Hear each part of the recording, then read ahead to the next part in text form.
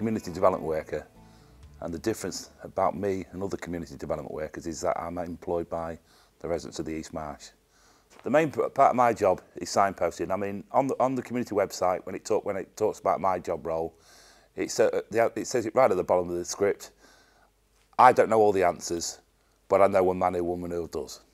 And that's what it's about. It's about when that resident goes into the one-stop shop, when that resident contacts me, is that resident receives the answer, or he's put into contact with the person who can give him the answer.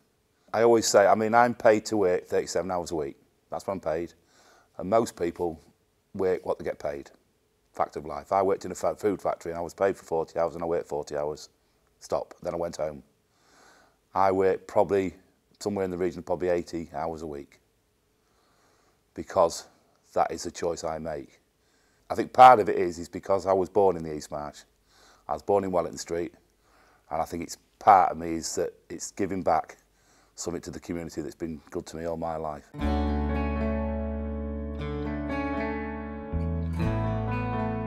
We want to create a series of one-stop shops across the East Marsh of Grimsby, where residents can feel safe and secure to go into them places, to access activities, but more importantly to tell us the issues that are affecting them, knowing full well that somebody within them centres will get them their answers.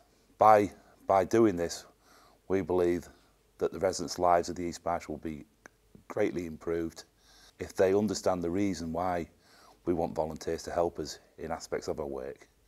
Then they've really got to understand why we're doing the things we do.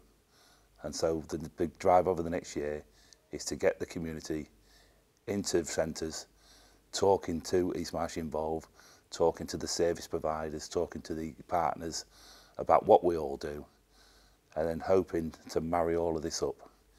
We believe inside the East Marsh that we have a big society already.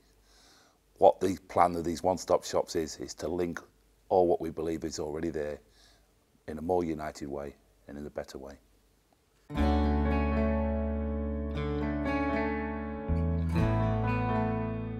If you look at our market stall, I think that's the best example of how you engage with the community. For many years, people like myself and councillors and health officials and police and goodness knows what else have consulted with communities, and they've arranged a meeting place and said, and they've put posters up and they've leafleted and they've said this is where we are, you will come and see us. And they've had consultation after consultation where hardly anybody's come.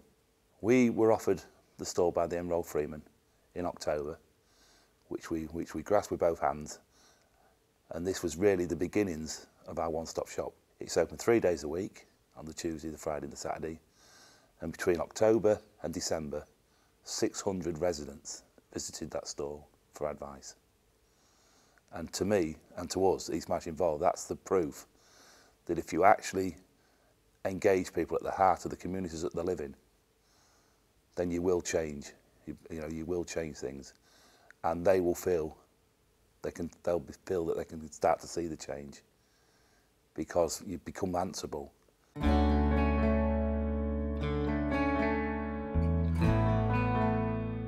My personal ambition is that when I leave the East Marsh, that these ideas that started in my head and in other people's heads are firmly entrenched. That I leave behind a community that are running events for themselves, that know how to access services, to deal with their everyday lives.